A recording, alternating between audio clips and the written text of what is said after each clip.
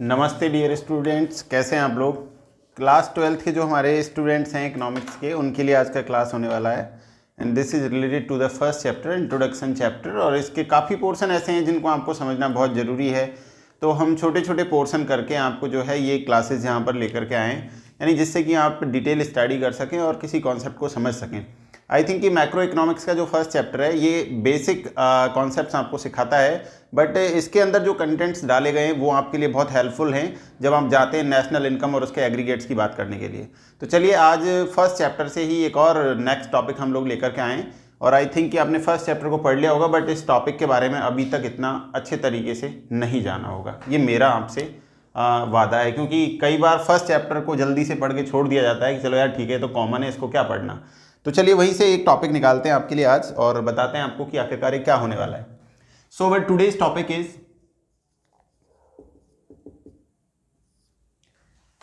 Concept of investment, concept of investment and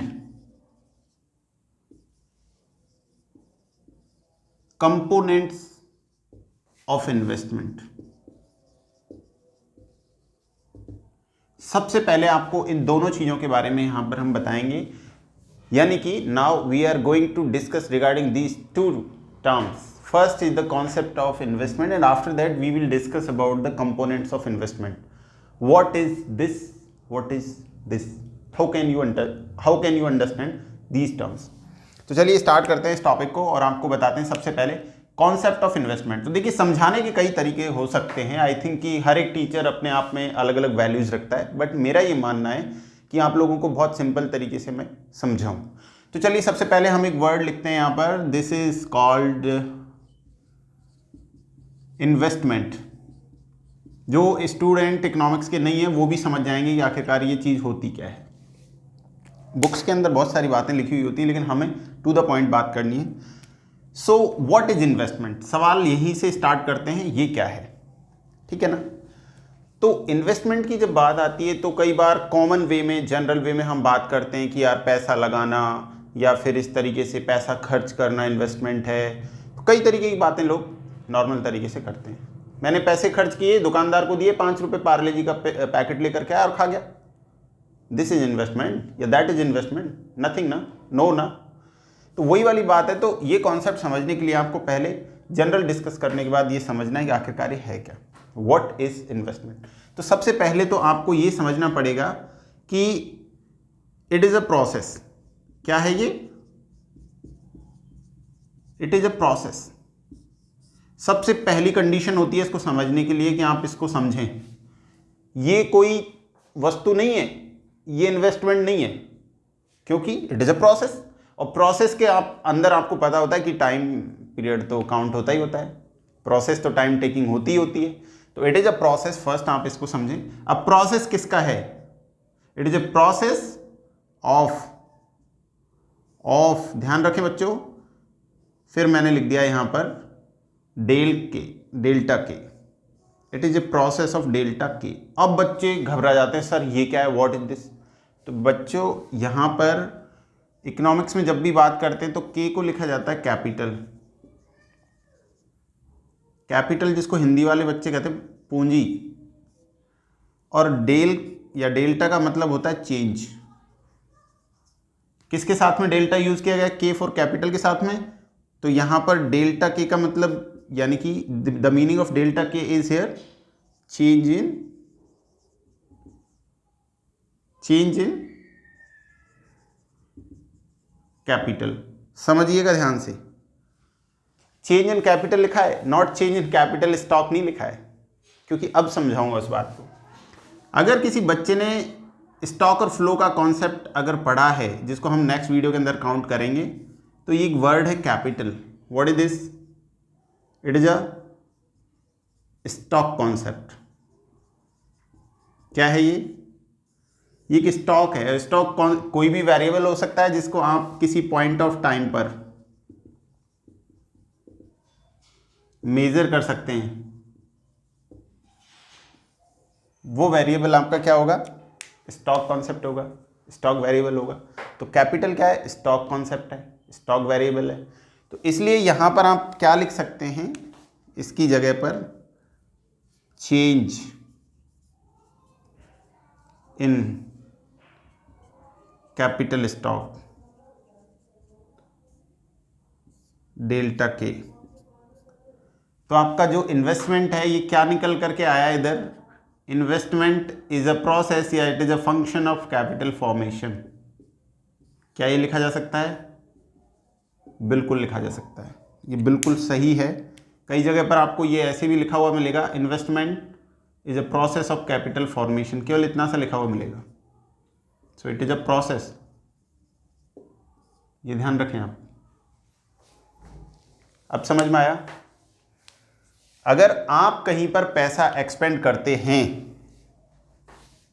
कहीं पर खर्च करते हैं, आपने 20 रुपीज़ खर्च किए हैं, अगर आपके 20 रुपीज़ एक्सपेंड करने से 20 रुपीज़ से 40 रुपीज़ जनरेट होते हैं, तो उस प्रोसेस को, इस दोनों के बीच में एक प्रोसेस रहेगी ना।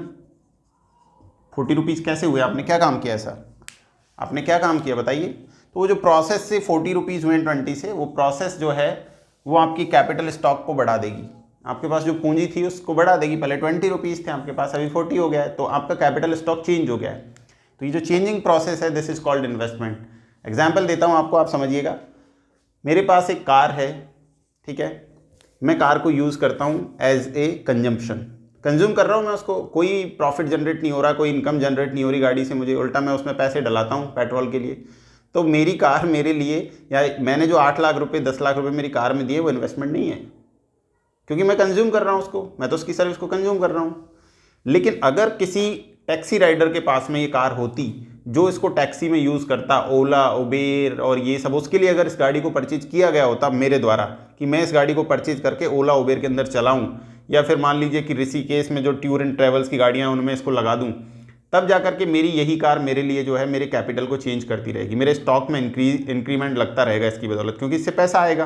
क्योंकि अब तो मैं इसकी जस्ट लाइक एज, मैं तो इस पर मैंने तो इन्वेस्टमेंट के तौर पे खरीदा है उसे, यानी कि मैंने तो उस प्रोसेस में लगा दिया उसको कि इसको ले जाइए, यूज़ में लीजिए और इससे जो पैसा आता है दीजिए। समझ रहे हैं आप मेरी बात। तो डिपेंड करता है कि उसका जो एंड यूज़ है वो किस टाइप से किया जा रहा है, आप पैसे का यूज़ किस टाइप से कर रहे हैं, क्या आप कंजम्पशन पे एक्सपेंड कर रहे हैं या आप प्रोडक्शन की प्रोसेस पे। अगर आप कहीं ना कहीं प्रोडक्शन की प्रोसेस में काम कर रहे हैं, तो प्रोडक्शन की प्रोसेस हमेशा कैपिटल को इंक्रीज करती है, क्योंकि प्रोडक्शन क्या करता है, आउटपुट इंक्रीज होगा तो ये डेफिनेटली जीडीपी ग्रोथ या इकोनॉमिक ग्रोथ होगा। इकोनॉमिक ग्रोथ को ही जनरली जीडीपी ग्रोथ रेट यहाँ पे कॉल करते हैं हम लोग। तो आपको उम्मीद करते हैं कि इन्वेस्टमेंट का कॉन्सेप्ट समझ में आ गया। ये कोई पर्टिकुलर थिंग्स नहीं है, it is a process. So investment is nothing, it is a process of capital formation. This is the scientific definition for this particular term. I think अभी आपको बहुत अच्छे से क्लियर हो गया है। अभी हम चलते हैं इसके नेक्स्ट पार्ट पर। नेक्स्ट पार्ट जो है ये कहता है कि इसके जो कंपोनेंट्स हैं इन्वेस्टमेंट के, ये क्या क्या हो सकते हैं भाई। ये भी काफ़ी अच्छा इंटरेस्टिंग टॉपिक है, तो इसको भी बता देते हैं आपको कि ये क्या क्या हो सकते हैं कंपोनेंट्स के अंदर। So our next heading is components of investment. So generally 2 components. कितने कंपोनेंट्स हैं आपके यहां पर? जो कंपोनेंट्स हैं ये हैं जनरली 2 कंपोनेंट्स। फर्स्ट जो है आपके पास में वो है आपका फिक्स्ड इन्वेस्टमेंट, और सेकंड पर है आपका इन्वेंट्री इन्वेस्टमेंट।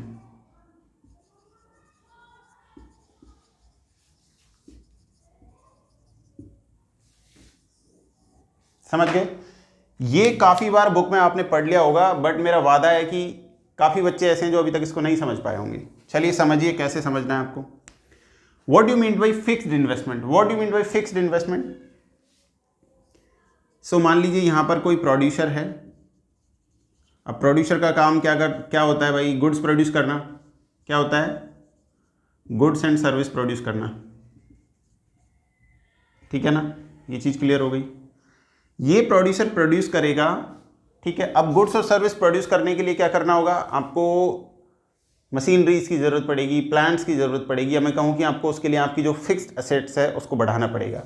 तो यहाँ पर ध्यान रखिएगा, जो फिक्स्ड इन्वेस्टमेंट है ये सीधा रिलेटेड होता है आपके फिक्स्ड असेट्स से। फिक्स्ड असेट्स जो है ये क्या होती है आप सभी जानते हैं, जो अच्छे स्टूडेंट हैं उन्होंने पढ़ लिया होगा इसको, और जिन्होंने नहीं पढ़ा है वो अब पढ़ लेंगे। तो जो फिक्स्ड असेट्स होती हैं just like as a plant, machines, ये आपका फिक्स्ड असेट्स के अंदर आता है। फिक्स्ड असेट्स का मतलब सीधा सिंपल सा यही है कि आउटपुट का जो प्रोसेस है, आउटपुट प्रोसेस स्टार्ट होने से पहले इनकी ज़रूरत पड़ती है भाई, इनकी ज़रूरत होती है, यानी कि ये फिक्स असेट्स हैं, आउटपुट से इनका कोई रिलेशनशिप नहीं है। किसी फैक्ट्री में आपने किसी फैक्ट्री को प्लेस किया, किसी फर्म को लगाया है, तो वहाँ पे डायरेक्ट आउटपुट नहीं होगा जब तक कि उसके अंदर फिक्स असेट्स, यानी वहाँ मशीनरी, कोई फैक्ट्री फर्म के लिए आपने कोई बिल्डिंग बनाई होगी, उसके लिए प्लांट चाहिए होगा, आपको ज़मीन चाहिए होगी, तो ये कुछ ऐसी चीज़ें हैं जो फिक्स असेट्स के अंदर आती हैं। ये होना बहुत ज़रूरी है किसी भी प्रोडक्शन की प्रोसेस को स्टार्ट होने से पहले। तो जो फिक्स्ड असेट्स के ऊपर जो एक्सपेंडिचर किया जा रहा है, अगर मान लीजिए आपकी फिक्स असेट्स में चेंज हो रहा है, आपका फिक्स असेट्स इंक्रीज हो रहा है, this is called fix investment. It is only related to the fix assets, ध्यान रखिएगा, it is only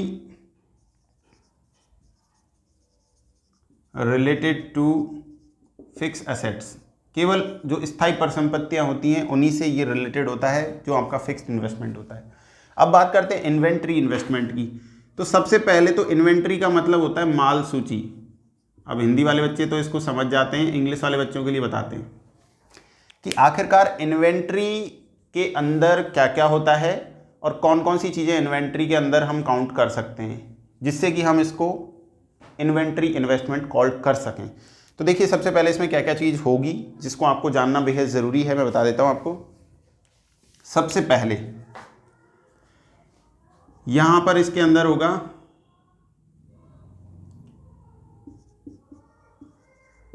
stock of finished goods, और ये जो स्टॉक होगा ये अनसोल्ड होगा भाई, ये ध्यान रखें, जिसको बेचा नहीं गया है। नंबर 1 पर ये इसके अंदर इन्वेंट्री के अंदर आता है। नंबर 2 पर semi finished goods. Semi finished good का मतलब है जो प्रोडक्शन की प्रोसेस में हैं, या गुड्स इन द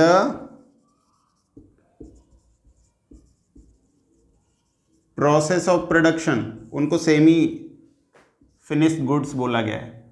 एक तो फिनिश्ड गुड्स, उसके साथ सेमी फिनिश्ड गुड्स, ये दोनों चीज़ें क्लियर हो गई। सेमी फिनिश्ड गुड्स हो गया, और एक आपका फिनिश्ड गुड्स का स्टॉक है जो कि अनसोल्ड है।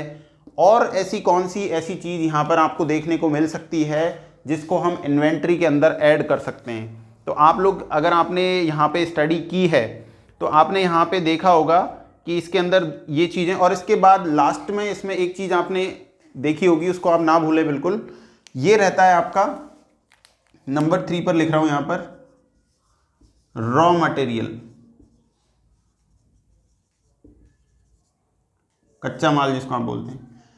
ये तीनों चीज़ें मिलकर के बनाती हैं आपकी इन्वेंट्री।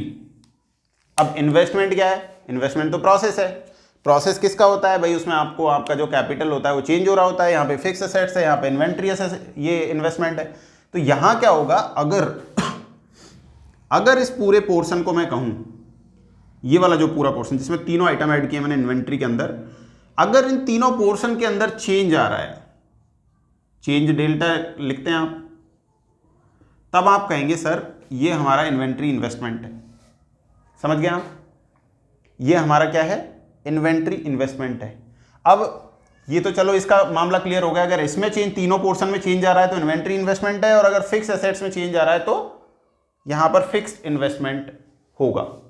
फिक्स्ड इन्वेस्टमेंट जो आपने यहां पर देखा है, तो इसको जनरली कैसे समझें हम, इसके लिए एग्जाम्पल क्या क्या दे सकते हैं। तो ये देखिए आप यहाँ पर मान लीजिए कोई फर्म है और इस फर्म के पास 2016 में 8 मशीन है। कितनी मशीन है? 8। और 2016 के ख़त्म होने के बाद, after end of this year, ये मशीन बढ़ कर के हो जाती है 10। तो 1 अकाउंटिंग ईयर के अंदर जो आपका फिक्स्ड इन्वेस्टमेंट है वो कितना है, इक्वल्स टू 2 मशीन्स। तो ये जो 2 मशीनें हैं ये आपका क्या कहलाएगा, फिक्स्ड असेट्स इन्वेस्टमेंट या फिक्स्ड इन्वेस्टमेंट कहलाएगा। एग्जाम्पल समझ गए आप, केवल और केवल फिक्स्ड असेट्स में अगर कोई इंक्रीमेंट हो रहा है तो वही फिक्स्ड इन्वेस्टमेंट कहलाएगा। अगर इस तरीके की चीज़ों में कुछ हो रहा है चेंज तो वो इन्वेंट्री इन्वेस्टमेंट कहलाएगा। इन्वेंट्री के अंदर क्या क्या आएगा, रॉ मटेरियल आएगा, अनसोल्ड गुड्स आएंगे आपकी जो फिनिश्ड होंगी, सेमी फिनिश्ड गुड्स जो प्रोडक्शन की प्रोसेस में है, इस तरीके का अगर कोई स्टॉक आपके पास है तो वो यहाँ पर आएगा। अब बात आती है ये दोनों चीज़ें समझने के बाद इन दोनों का सिग्निफिकेंस क्या है। तो सिग्निफिकेंस के लिए मैं नीचे का पोर्शन हटा रहा हूँ। सिग्निफिकेंस का मतलब होता है इंपॉर्टेंट क्या है, इंपॉर्टेंस क्या है, महत्व क्या है। तो सिग्निफिकेंस समझना बच्चों बहुत ज़रूरी है, जिससे कि ये कॉन्सेप्ट आपका क्लियर हो जाएगा एकदम और यहाँ आपको दिक्कत नहीं होगी। तो मैं अगला हेडिंग डाल देता हूँ, सिग्निफिकेंस।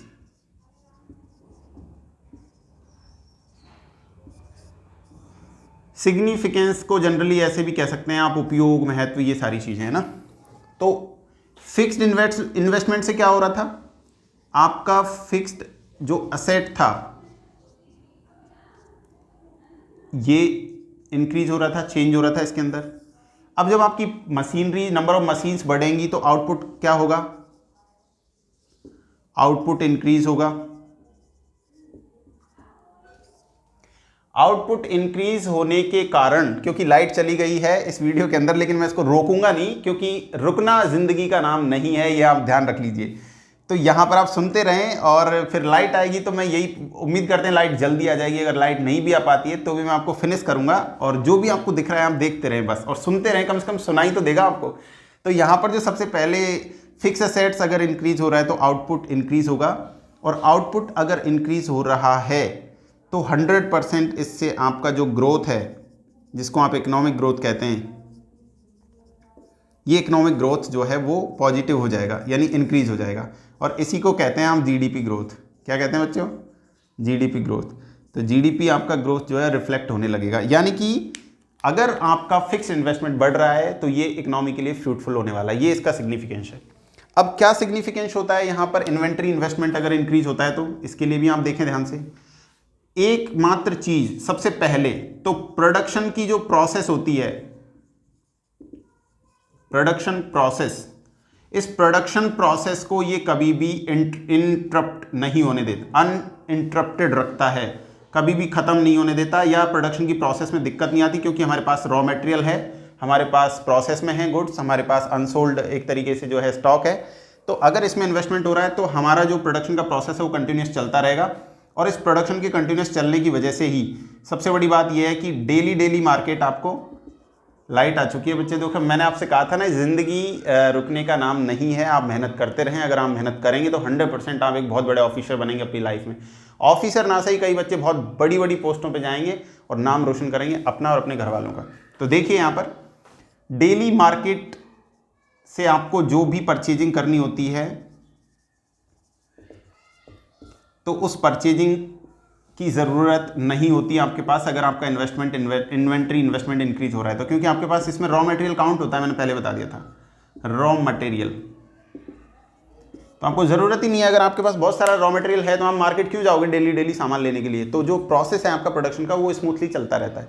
ये भी ज़रूरी है इन्वेंट्री इन्वेस्टमेंट हमारे लिए, ये कंपोनेंट्स हैं। और फिक्स असेट्स तो मैंने आपको बता दिया किस तरीके से ये जीडीपी ग्रोथ का इस तरीके से पॉजिटिव एक तरीके से होता है। यहाँ पर 2-3 चीज़ें आप ध्यान रखेंगे भाई, डिस्टर्ब मत करिए क्लास में, बार बार गेट को ओपन मत करिए। तो ये चीज़ आई थिंक आप समझ गए होंगे। अब इसके अंदर एक और कॉन्सेप्ट ऐसा आता है डेप्रिसिएशन का, ग्रोस इन्वेस्टमेंट का, नेट इन्वेस्टमेंट का, ये और ऐड कर देते हैं, फिर ये वीडियो फिनिश हो जाएगा। अब देखिए बच्चों, कई बार क्वेश्चन होता है, बच्चे घबरा जाते हैं कि सर ये ग्रोस इन्वेस्टमेंट क्या है, नेट इन्वेस्टमेंट क्या है, डेप्रिसिएशन क्या होता है। तो देखिए बहुत कम शब्दों में समझाऊंगा आपको मैं। सबसे पहले इधर लेते हैं ग्रोस इन्वेस्टमेंट, पहला कॉन्सेप्ट। नंबर 2 पर लेते हैं नेट इन्वेस्टमेंट, और नंबर 3 पर लेते हैं डेप्रिसिएशन, घाटा, नुकसान। अब समझाते हैं आपको तीनों कॉन्सेप्ट्स को बहुत जल्दी देखिए आप। ग्रोस इन्वेस्टमेंट क्या है, अगर आप नंबर 1 पर जो फिक्स्ड इन्वेस्टमेंट है आपका, इसको जोड़ दोगे इन्वेंट्री इन्वेस्टमेंट के साथ में, दोनों को जोड़ दोगे तो आ जाएगा ग्रोस इन्वेस्टमेंट। पहला तो ये है। सेकंड नंबर पर अगर आप ग्रोस इन्वेस्टमेंट निकाल रहे हैं तो आपको क्या करना है कि जो आपका नेट इन्वेस्टमेंट है, मैं इसको पूरा लिख देता हूं, जो आपका नेट इन्वेस्टमेंट है इसमें अगर आप प्लस कर देंगे डेप्रीशिएशन, डेप जिसको बताएंगे हम आपको, तो निकल करके आ जाएगा आपका ग्रोस इन्वेस्टमेंट। तो घबराइएगा नहीं बच्चों, ये दोनों कॉन्सेप्ट आप यूज कर सकते हैं, इनको जोड़ दीजिए या फिर ऐसे लिखा हुआ मिल जाएगा। नेट इन्वेस्टमेंट क्या होता है? नेट इन्वेस्टमेंट के लिए आपको क्या करना है कि जो आपका ग्रोस इन्वेस्टमेंट है, ग्रोस इन्वेस्टमेंट से आपको क्या करना है, डेप्रीशिएशन को हटा देना है। यहां जोड़ा था, यहां पे डेप्रीशिएशन को अलग कर दिया, डेप्रीशिएशन हटते ही नेट में बदल जाएगा। ग्रोस वाली कंडीशन नेट में बदल जाती है। ग्रोस में हमेशा डेप्रीशिएशन ऐड रहता है, अगर ग्रोस में से आप डेप्रीशिएशन को हटा देंगे नेट आ जाएगा, नेट इन्वेस्टमेंट आ जाएगा। क्लियर? अब चलते हैं डेप्रीशिएशन पर। ये क्या है भाई? ये डेप्रीशिएशन। तो डेप्रीशिएशन क्या होता है कि जो प्रोडक्शन का प्रोसेस होता है, इस प्रोसेस के दौरान जो भी वेयर एंड टेयर होता है, जो भी टूट फूट होती है, तो उसकी वजह से जो आपकी फिक्स असेट्स होती हैं उनमें जो नुकसान होता है, वो नुकसान होता है यहाँ पर डेप्रीशिएशन। समझ गए आप? इसको जनरली क्या कहते हैं? कंजम्पशन ऑफ फिक्स्ड कैपिटल या फिक्स्ड असेट्स।